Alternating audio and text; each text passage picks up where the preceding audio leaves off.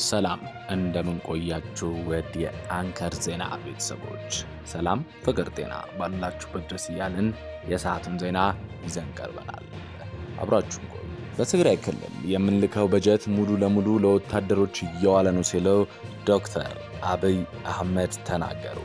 ጠቅላይ ሚኒስትር ዶክተር አብይ አህመድ ትላንት ያደረጉት ንግግር የህወሓት አመራሮችን እንዳስቆጣ ተሰምቷል። በሁለቱ ጽንፎች መሃል ያለው ልዩነት እየሰፋ ነው። ጠቅላይ ሚኒስትር ዶክተር አብይ አህመድ ትላንት በፓርላማው ለተነሳቸው ጥያቄዎች ላይ በተናገሩ ነገር የምንልከው በጀት ሙሉ ለሙሉ ለወታደሮች ነው እየዋለ ያለው፣ የትግራይን እየጎዳ ነው ሲሉ መደመጣቸው ተሰምቷል። አሁን ለምሳሌ ጅጅጋ በኮሪደር ልማት ለውጥ አለ። ሶማሌ ክልልም ገቢ ካለፈው ዓመት የትግራይ ክልል ገቢ በከፍተኛ ደረጃ ይበልጣል። ሆኖም ግን ትግራይ ክልል እንዴት አንድ ኮሪደር ልማት የለም በሚል በኃይለኛ ህወሓት አመራሮችን ሲወቅሱ ተሰምቷል። ህወሓት አመራሮችም ከዚህ ጋር በተገናኘ ምላሽ ሰጥተዋል። በዝርዝር ይዘነዋል። በምስራቅ ኢትዮጵያ ጸጥታ የጋራ ግብረ ኃይል ዘመቻ እና አገኘው ያለው ድል ሰሞኑ መነጋገሪያ ሆኗል።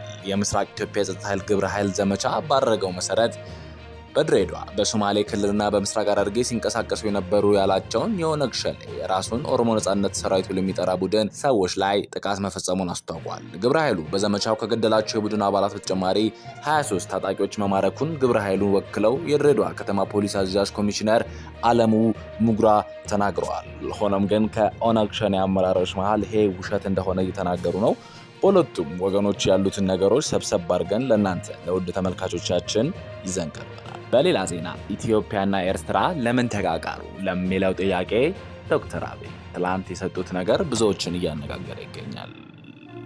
ከዚህ ጋር በተነሳ ብዙ አስተያየቶች ይሰጡ ይገኛሉ። ሞራል ይሰጥሃል እንጂ አይሞትልህም፣ መጨረሻ የምትሞተው አንተነ አያዋጣም የተናገሩት ንግግር ብዙዎች ልብ ውስጥ ገብቷል። ኢትዮጵያ ካደገች ብሎ የሚሰጉ ሰዎች ደሞ አሉ። ሀገራትም ኢትዮጵያ ኦልሬዲ ትልቅ ናት እኮ የምታድገው በአሜሪካ በአፍሪካ ትልቅ ፖፑሌሽን ህዝብ ቁጥር አላት እኮ፣ በዓለምም እኮ 10ኛዋ ትልቅ ናት። በነገራችን ላይ በአመት ኢትዮጵያ 3 ሚሊዮን ሰው ትጨምራለች። በየአመቱ አንድ ኤርትራ ትጨምራለች በየአመቱና ኢትዮጵያ በየአመቱ ሀገር እየጨመረች ትልቅ ሀገር እየሆነች ካደገች ምን ትሆናለች ከተባለ ታደገች ታግዛለች። ሌላ የምታደርገው ነገር የለም። አሁንም እኮ እያደረገች ያለችው ይሄን ነው። ስንትና ስንት ደከመኝ ተሸከመን የለም እንዴ ሲሉ ቆፍጠን ብለው ተናግረዋል። ብዙዎች ከዚህ ጋር በተነሱ የተለያዩ መላምቶች እየተደረጉ ነው። ለኤርትራ መልእክትም የተላከ መልእክትም አለ። በዝርዝራችን ይዘናል። የተወደዳችሁ የአንከር ሚዲያ ቤተሰቦች መረጃውን እየሰማችሁ አብራችሁን ስላላችሁ እናመሰግናለን። መረጃውን እየሰማችሁ ባላችሁበት ሁኔታም ላይክ፣ ሼር ማድረጋችሁ እንዳረሱ። ለቻናላችንም እንግዳ ከሆናችሁ ሰብስክራይብ አድርጋችሁ ከአንከር ዜና እንድትወዳጁ ጋብዘናል። አሁን ዝርዝር ወደ ያዝናቸው መረጃዎች እናልፋለን። ትግራይ የምንልከው በጀት በሙሉ ለወታደሮች ነው እየዋለ ያለው ሲሉ ጠቅላይ ሚኒስትር ዶክተር አብይ አህመድ የህወሓት አመራሮችን ወቀሱ። ጠቅላይ ሚኒስትር ዶክተር አብይ አህመድ በትግራይ ስላለው ሁኔታ በተናገሩበት ትግራይ የምንልከው በጀት ሙሉ ለሙሉ ለወታደሮች ነው እየዋለ ያለው፣ የትግራይን እየጎዳ ነው። አሁን ለምሳሌ ጅጅጋ በኮሪደር ልማት ከፍተኛ ለውጥ አለ። በሶማሌ ክልልም ገቢ ባለፈው ዓመት የትግራይ ክልል ገቢ ይበልጣል ሲሉ ንግግራቸውን ይቀጥላሉ። ከጅግጅጋ ገቢ የመቀሌ ገቢ 6 እና 7 እጥፍ ይበልጣል። ገቢን ሰብስቦም ከዚህም ተመድቦ እንዴት 1 ወይ 2 ኪሎ ሜትር ኮሪደር አይሰራም? ወደ ልማት ካልተካሄደ ሁልጊዜ ውጊያና ግጭት ጠቃሚ አይደለም ሲሉ ጠንከር ያለ አስተያየት ሰጥተዋል። በተቻለ መጠን ወደ ሰላምና ንግግር ገብቶ የህዝቡን ችግር መፍታት ያስፈልጋል። በዘንድሮ ክረምት እርሻ ለማየት በድሮን በትግራይ ክልል በስፋትን በር ነበር። የሚገርም ማሳ አለ። በንጽር ከፍተኛ እርሻ ይታያል። በወሰድናቸው የምስል መረጃዎች የሚያሳዩት የተሻለ ምርት እንዳለ ሲሉም ይቀጥላሉ። እኛ የምንፈልገው ያን ምርት በሰላማዊ መንገድ ሰብስቦ ወደ ገበያ እንዲውል አርሶ አደሩ እንዲጠቀምና ከልመናና ከእስረኝነት እንዲገላገል ነው። ህዝቡ የልመና እስረኛ ማድረግ ተጠቃሚ አይደለም። ከልመና እስረኝነት ወጥቶ ወደ መሻሻል ህይወቱ እንዲገባ መስራት ነው የምንፈልገው ይላሉ። ትግራይ ውስጥ የፌዴራል መንግስት የውጊያ ዓላማ የለውም፣ አንፈልግም፣ ጥቅም የለውም ሲለው አስረግጠው ተነግሯል። በትግራይ ክልል ያሉ ሰዎች ይህን ምክር ሰምተው ወደ ሰላም ቢያዘነብሉ ይሻላል ነው ምክሬ ብለዋል። ሆኖም ይህ ንግግራቸው በህወሓት አመራሮች ዘንድ መልካም ምላሽ እንዳልተሰጠው አስተያየቶች እየሰጡ ይገኛሉ። ህወሓት ከዚህ ጋር በተገናኘ መግለጫ ይሰጣል ተብሎ ይጠበቃል። እንደገባ በእጃችን ለእናንተው የምናቀርበው። በምስራቅ ኢትዮጵያ ጸጥታ የጋራ ግብረ ኃይል ዘመቻ አገኘው ያለው ድል እያነጋገረ ነው።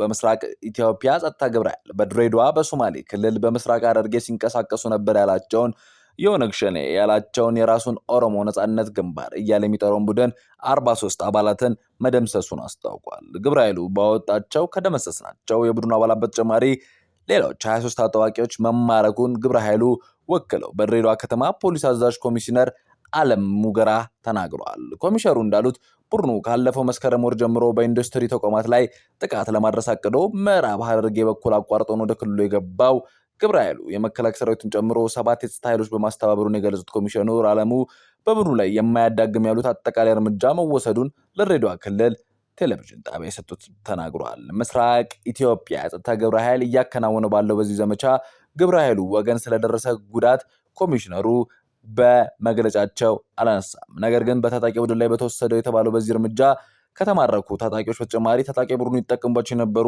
የጦር መሳሪያዎች መማረካቸውንም ኮሚሽነሩ ተናግሯል። በአጠቃላይ እዚህ ገባ ጠላት ወጥቷል ማለት አይቻልም። ወደ 63 ክላሽንኮቭ ጠመንጃ፣ 1 ጂኤም 38 ቦምቦች፣ በርካታ ቁጥር ያላቸው ጥይቶች እና የወገብ ትጥቆች የተያዙበት ሁኔታ አለ ብሏል። የኦሮሞ ነጻነት ሰራዊት ለዚህ መልስ ባይሰጠም ውስጥ ያሉ አንዳንድ አመራሮች ይሄንን ውሸት ነው ሲሉ አስተባብለዋል። በኢትዮጵያና በኤርትራ መካከል ለምን እንደተቃቃሩ ጠቅላይ ሚኒስትር ዶክተር አብይ አህመድ ትላንት በሰጡት ንግግር ዙሪያ ብዙዎች አስተያየት እየሰጡ ይገኛሉ። ጠቅላይ ሚኒስትሩ ትላንት ባረጉት ንግግር ሞራል ይሰጣል እንጂ አይሞትልህም፣ መጨረሻ የምትሞተው አንተነ፣ አያዋጣም ሲሉ ጠንከር ያለ ንግግር ማድረጋቸው ይታወሳል። ኢትዮጵያ ካደገች አደገች ብለው የሚሰጉ ሰዎች አሉ። ሀገራትም ኢትዮጵያ ኦልሬዲ ትልቅ እኮ ናት የምታድገው፣ በአፍሪካ ትልቅ ፖፑሌሽን ህዝብ ያላት እኮ ናት፣ በዓለምም እኮ 10ኛዋ ናትን ብለዋል። በነገራችን ላይ በየዓመቱ ኢትዮጵያ 3 ሚሊዮን ሰው ትጨምራለች። በየዓመቱ ኤርትራ አንድ ሺህ ሚሊዮንም ያህል ሰው አትጨምርም። እና ኢትዮጵያ በየዓመቱ ሀገር እየጨመረች ትልቅ ሀገር ሆና ካደገች ምን ትሆናለች ከተባለ ካደገች ታገዛለች። ሌላ የምታደርገው ነገር የለም። አሁንም እኮ እያደረገች ያለው እሱንቱን ነው። እሱን ደከመኝ ሰለቸኝ ሳትል እያረገች ነው ሲሉ ዶክተር አብይ በአጽንኦት ተናግረዋል። የኛ መልእክት ኤርትራ ወንድማቾቻችን ናቸው። ከነርሱ ጋር ውጊያ አንፈልግም። ለኤርትራ መንግስት ያለን መልእክት ጥይት አስተላላፊ አትሆኑ፣ ሀገር ሁኑ። ወደ ጎረቤት ሀገር ጥይት ማስተላለፍ ጥሩ አይደለም። አባይም ጸባይ ገዝቷል። እኛም ሽፍቶች ጸባይ ይገዛሉ። አንድ ቀን ጥይት ሳይመላለሱ ብለው ታሪክ ስለሚነግሩን ጥይት ማመላለሱ ቢቀርባችሁ ስለማናቅ አይደለም እናያቸዋለን ሲሉ ተናግሯል። የህገ ወጥ ሰው ዝውውር ቢቀር ተጨናንቀናል። ከተማ ውስጥም እንደምታዩት የሚመጣ ሰው ካለ በህጋዊ መንገድ ይምጣ። ህገ ወጥ ንግድም ቢቀር፣ ፎርጂድ ብር ቢቀር፣ አሜሪካ አስቀምጣችሁ የምታሰሯቸው ብላክ ማርኬት ቢቀር፣ እንደ ጎረቤት ብንተሳሰብ፣ ህጋዊነት ከተከተልም በንግዱም በሚፈነቅሉም ጥይት ማቀበል ከተዋችሁ፣ ሰላም አብረን ለማደግ በፍቅር አብረን ለመቀጠል ከምንም ጊዜ በላይ ኢትዮጵያ ፍላጎት አላት። ጦርነት አንፈልግም የምንለው ደግሞ በምክንያት ነው። እኛ ደግሞ እንዳያችሁት የሚያጓጓ ነገር የለም። 10 ቢሊዮን ብር ዶላር ኤርፖርት እንገነባለን። የ10 ቢሊዮን ብር ነዳጅ ማዳበሪያ እንገነባለን። የምናምን ሚሊዮን ብር ቤት እንገነባለን። ኮሪደር እንገነባለን። ይህ ሁሉ የሚያጓጓ ስራ እያለ ሰው ጦርነት ሊያስብ አይችልም። ጦርነት የሚያስብ ስራ የሌለው ብቻ ነው። እኛ የሚያጓጓ የምንተጋለት የምንለፋለት የልማት ስራዎች አሉ።